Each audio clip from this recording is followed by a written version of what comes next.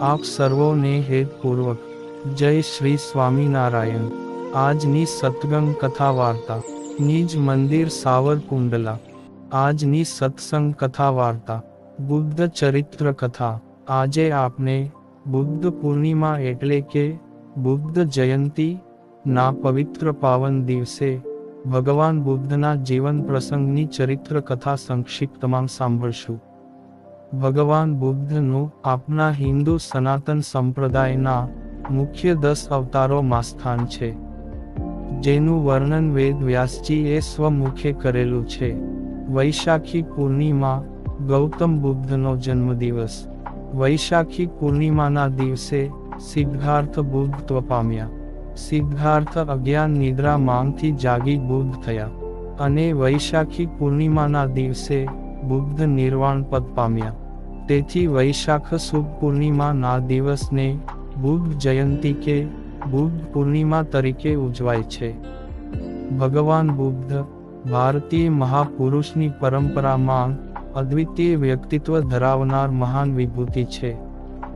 દેશ જ્યારે કર્મકાંડના કામમાં ખૂપી ગયો હતો, ધર્મના નામે અમાપ હિંસા થઈ રહી હતી, બ્રાહ્મણવાદનો ક્રૂર પંજો બાકીની સમગ્ર પ્રજાને દબાવી રહ્યો હતો, બધા જ ધાર્મિક અધિકારો એકમાત્ર બ્રાહ્મણો પૂરતા જ મર્યાદિત બનાવી દેવાયા હતા। ઊંચ નીચની કલ્પિત દિવાલો આકાશ સુધી ચણાવા લાગી હતી। સામાન્ય વ્યક્તિને રાજકીય, ધાર્મિક કે સામાજિક કોઈ પણ ક્ષેત્રમાં કશી જ મહત્તા નહોતી। પ્રતિભાનું કેન્દ્ર માત્ર બ્રાહ્મણોના વર્તુળમાં જ હતું। બ્રાહ્મણો યજ્ઞના નામે અનંત દેવોને ઉદ્દેશી અસંખ્ય પશુઓના બલિદાનો ચઢાવી રહ્યા હતા। સાચો ધર્મ લગભગ અદૃશ્ય બન્યો હતો। તેવા ઘોર અંધકારના સમયમાં ભગવાન બુદ્ધનું પ્રાગટ્ય ભારત વર્ષમાં થયું હતું। હિમાલયની તળેટી આગળ, ચંપારણની ઉત્તરે, નેપાળની તરાઈમાં, કપિલવસ્તુ નગરીના લુંબિની ઉપવનમાં ઈસવીસન પૂર્વે 563 વૈશાખી પૂર્ણિમાને દિવસે બુદ્ધનો જન્મ થયો હતો। તેમના પિતાનું નામ શુદ્ધોદન અને માતાનું નામ માયાવતી હતું। તેમના જન્મથી માતા પિતાની ઈચ્છા પૂર્ણ થઈ, તેથી તેમનું નામ સિદ્ધાર્થ પાડવામાં આવ્યું।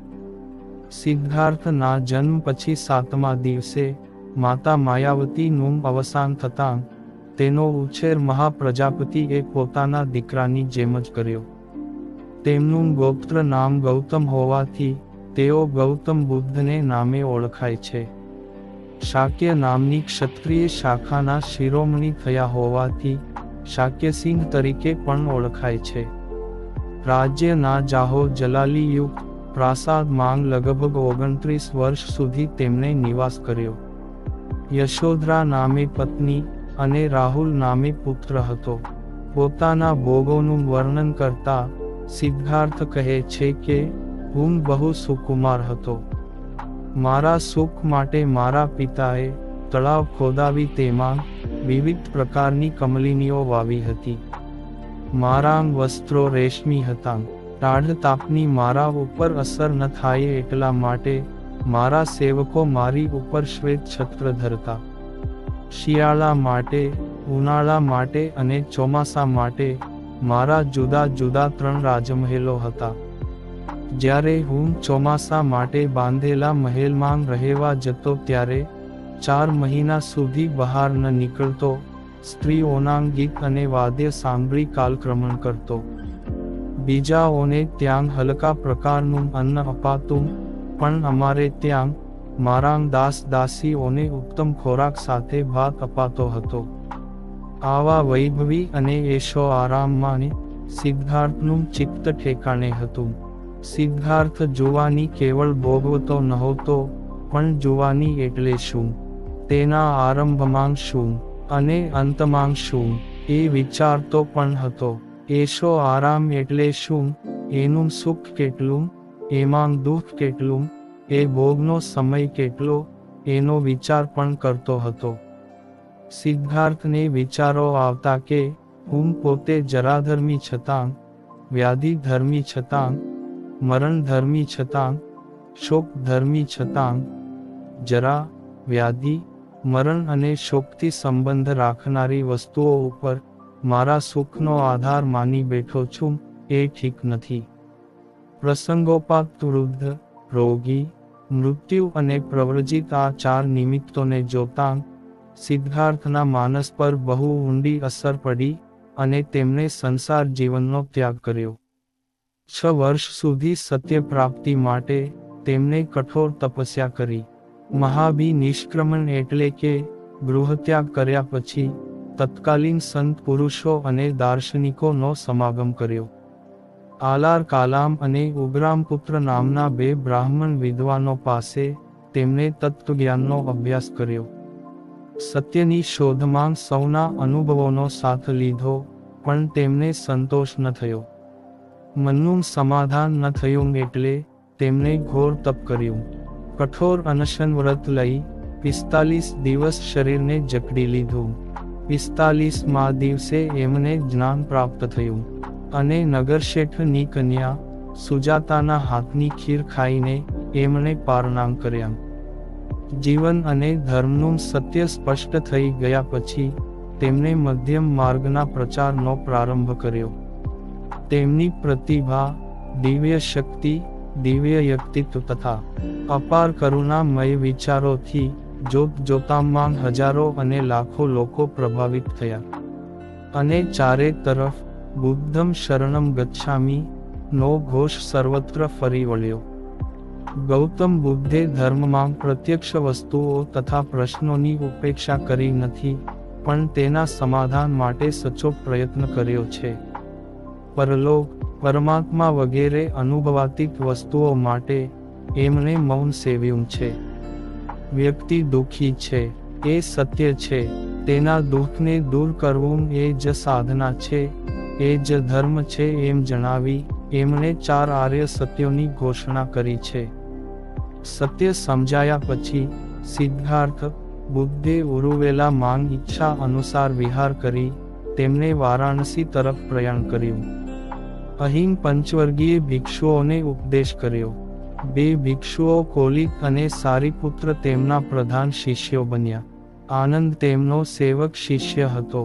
ક્ષેમા અને ઉત્પલવર્ણા તેમની ભિક્ષુની શિષ્યાઓ માંગ પ્રધાન ગણાય છે. ચિત્ર અને હસ્તાવલક તથા નંદમાતા અને ઉત્તરા તેમના અનુક્રમે ગૃહસ્થ ઉપાસકો તથા ઉપાસિકાઓ હતા. સારનાથ માંગ તેમણે પ્રથમ ઉપદેશ આપી ધર્મચક્ર પ્રવર્તન શરૂ કર્યું.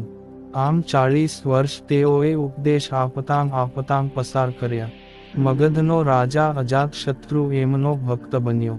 તેને બુદ્ધે ઉપદેશ આપ્યો કે સ્વસ્થ અને શિસ્ત સમૃદ્ધ શરીર વિના બધું જ નકામું છે. જીવન ક્ષણભંગુર છે. સતત ઉત્સાહથી નિર્વાણ માટે મથ્યા રહો. મનોનિગ્રહ, આત્મસંયમ અને સદાચારથી મોક્ષ મળે છે. જે માણસને મોક્ષ મેળવવાની ઈચ્છા હોય તેણે દેવ પૂજા, કર્મકાંડ કે બીજી માન્યતાઓ, પુરોહિતોની મદદ અથવા દૈવી તત્વોની સહાય ઇત્યાદિ રૂઢ થયેલી ધર્મની બાબતોમાં ચિત્ત પરોવવા કરતાં પોતાની ચિત્તવૃત્તિ પર જય મેળવવો એ વધારે સારું છે. બુદ્ધે ખાસ કરીને વૈદિક ધર્મની વ્યવહારાતીત પરમ તત્વની, પ્રાર્થનાના મહાત્મ્યની અને વેદોની અપૌરુષેયતા તથા પવિત્રતાની ભાવના સામે વિરોધ ઉઠાવ્યો હતો. પોતાના શિષ્યોને આ ઉપદેશ આપવા માટે તૈયાર કરી દેશના વિવિધ ભાગોમાં મોકલ્યા હતા. નિર્વાણ પ્રયાસશીલ વ્યક્તિએ અભિનિવેશનો ત્યાગ કરવો અને તૃષ્ણાને તિલાંજલિ આપવી જરૂરી છે. શીલ, સમાધિ અને પ્રજ્ઞા જ વિશુદ્ધિ માર્ગના ખરા ઘટકો છે. એકલા જ્ઞાનના વિકાસને નહીં, પણ નૈતિક વિકાસયુક્ત જ્ઞાનને તેમણે નિર્વાણનું નામ આપ્યું. 80 વર્ષની ઉંમરે શરીર જીર્ણ થતાં વૈશાલી નજીક કુશીનારા પાસે વૈશાખી પૂર્ણિમાને દિવસે ઈસવીસન પૂર્વે 483 માં બુદ્ધ નિર્વાણ પામ્યા. માનવ જાતિના આધ્યાત્મિક ઇતિહાસમાં અને જગતના વિરલ મહાપુરુષોમાં ગૌતમ બુદ્ધની ગણના થાય છે. તેમનામાં આધ્યાત્મિક ઊંડાણ, સર્વોત્તમ કોટીનું ચારિત્ર બળ અને બૌદ્ધિક તર્ક વૃત્તિનો ડહાપણ ભર્યો સંયમ, એ ત્રણેય બાબતોનું સુભગ સંમિશ્રણ થયેલું જોવા મળે છે. પોતાની પ્રખર બુદ્ધિ અને પ્રજ્ઞા વડે તે સર્વોત્તમ સત્યનું આકલન કરી શક્યા. તેમનું કરુણા હૃદય દુઃખમાં પીડાતી માનવ જાતિનો ઉદ્ધાર કરવા નિરંતર તલસતું હતું. બુદ્ધને કરુણા મૂર્તિ કહ્યા છે. એમણે જીવ દયાનું સમર્થન અને પશુ હિંસાનો વિરોધ કર્યો. એમની ખરી કરુણા એમના મહાભી નિષ્ક્રમણ માંગ સમાયેલી છે. પહેલા મહાભી નિષ્ક્રમણ માંગ તેમણે ગૃહત્યાગ કર્યો અને રાજમહેલ છોડ્યો, પણ બીજા મહાભી નિષ્ક્રમણ માંગ તો એમણે નિર્વાણ સુખને પણ છોડ્યું, અને તે પણ નિર્વાણના ઉંબર પર ઊભા રહીને. તેમણે કહ્યું કે હું નિર્વાણના સુખમાં પ્રવેશ નહીં કરું જ્યાં સુધી એક પણ વ્યક્તિ દુઃખથી પીડિત હશે. આના કરતાં વધારે ચડિયાતી કરુણા આપણને માનવ ઇતિહાસમાં જડે તેમ નથી. દરેક માણસના દુઃખનો ભાર હું મારે માથે લઈ લઉં, એથી જો જગતને સુખ થતું હોય તો હું તેમ કરવા રાજી છું. આ હતી તેમની લોક કલ્યાણ પ્રત્યેની લાગણી. ભગવાન બુદ્ધનો નિર્વાણ કાળ નજીક દેખી તેમના પ્રિય શિષ્ય આનંદની આંખમાં આંસુ જોઈને ઉપદેશે છે કે આ પૃથ્વી પર આવનાર હું પહેલો બુદ્ધ નથી, તેમ હું છેલ્લો પણ નથી.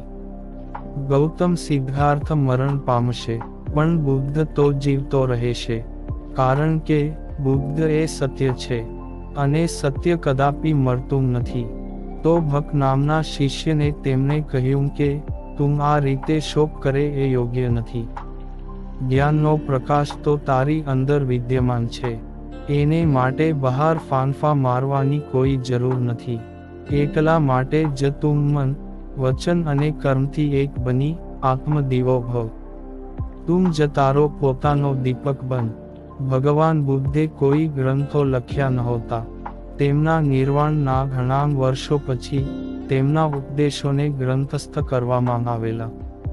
વિનય પિટક, સુત્ત એટલે કે સૂત્ર પિટક, અને અભિધમ એટલે કે ધર્મ પિટક, આ ત્રણ ગ્રંથોમાં 3 લાખ શ્લોક સંખ્યામાં બૌદ્ધ ઉપદેશ સંગ્રહાયેલો છે.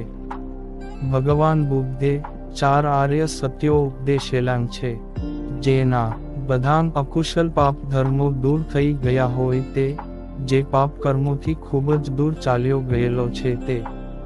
ઉત્તમ શ્રેષ્ઠ અર્હતને આર્ય કહે છે. ઉત્તમ ગુણોથી યુક્ત શ્રેષ્ઠ સત્વ વિશેષને જ આર્ય કહેવાય છે. જે પોતાના કર્તવ્યોનું પાલન કરે છે અને કામ વાસનાઓના સેવનની પ્રવૃત્તિ કરતો નથી તે આર્ય. જેમાં અનુભવનો બાધ ન આવે તે સત્ય.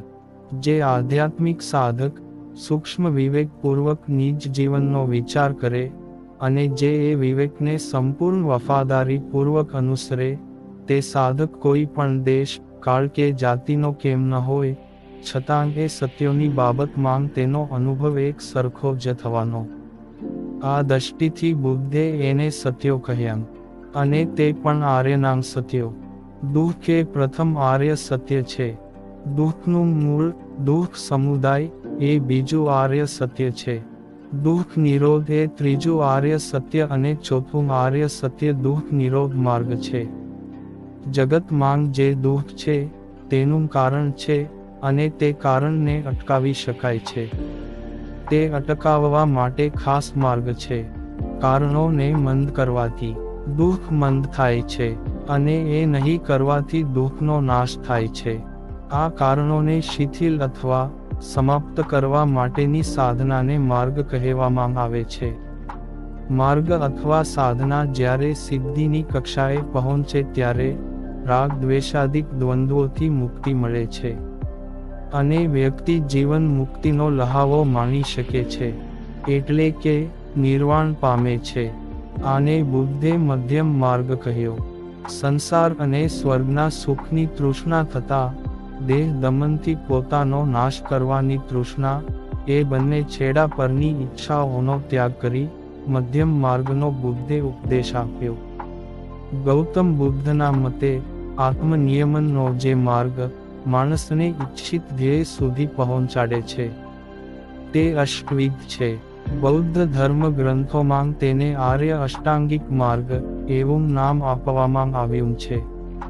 એના 8 અંગોમાં સમ્યક દ્રષ્ટિ, સમ્યક સંકલ્પ, સમ્યક વાણી, સમ્યક કર્મ, સમ્યક આજીવ, સમ્યક વ્યાયામ, સમ્યક સ્મૃતિ અને સમ્યક સમાધિનો સમાવેશ થાય છે. બૌદ્ધ ધર્મના સારરૂપ આ 8 પગથિયાં ગૃહસ્થ તેમજ સંન્યાસી એમ બધાને માટે બતાવેલા છે. આ મધ્યમ માર્ગ વડે જ નિર્વાણ કે મોક્ષ પ્રાપ્ત થઈ શકે છે. આ અષ્ટાંગિક માર્ગે ચાલનાર મનુષ્યને કેટલાંક બંધનો નડે છે, જેને બૌદ્ધ ધર્મમાં 10 સંયોજન કહે છે, જેમાં સત્કાય દ્રષ્ટિ, વિચિકિત્સા, શીલવ્રત પરામર્શ, કામ, પ્રતીક, રૂપરાગ, અરૂપરાગ, માન અભિમાન, ઉદ્ધતપણું, અવિદ્યા અજ્ઞાનનો સમાવેશ થાય છે. આ 10 શિસ્ત કે સંયોજન વડે જ્યારે દુઃખનો નિરોધ કરવામાં આવે ત્યારે આખરે નિર્વાણ પ્રાપ્તિ થાય છે. આમ આર્ય અષ્ટાંગિક માર્ગ વડે નિર્વાણ પદ કે મોક્ષ પદે પહોંચી શકાય છે ને નિર્વાણ અવસ્થા પ્રાપ્ત કરી શકાય છે. બુદ્ધમ શરણમ ગચ્છામિ, ધમ્મં શરણમ ગચ્છામિ, સંઘમ શરણમ ગચ્છામિ.